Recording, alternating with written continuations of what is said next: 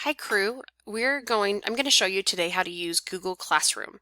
So the first thing that you need to do is you need to go to google.com, and when you get there you're going to see that somebody else is probably logged in at your household. It's probably your parent or your sibling.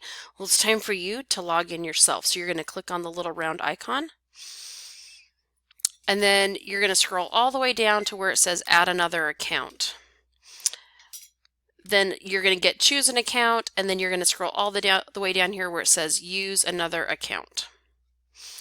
And you're going to just delete the email address or username that's already in that box, and you're going to type in your username. So this is the same username that you use when you turn on your computer at school. So it's a combination of your first initial and your last name, or maybe it's your whole first name and your last name. So whatever you type into the computer to get it to log on, that's what you're going to type in. So that's what I'm going to do now. Now the thing that's different is that you have to type in the @students.promontoryschool.org. Our school system does that for you, but your home computer won't. So you type the @ symbol by doing Shift 2, and then students with an S dot promontoryschool.org, and then you click on next. So now you're going to type in your password, and this is the same password that you use when you turn on the Chromebooks at school. So I'm going to do that next.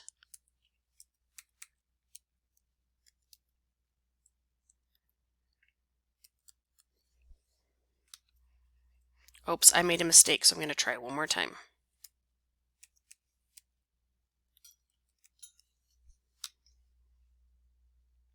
Perfect. So now I'm logged in to my Google account.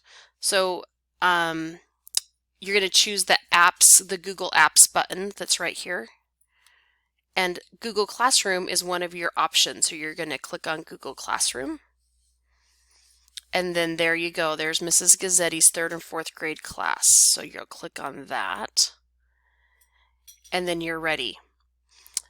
The next video will show you how to do your first assignment today. This is a silly assignment. It's not a big deal. I just want to make sure that you're successful. Email me if you have any questions.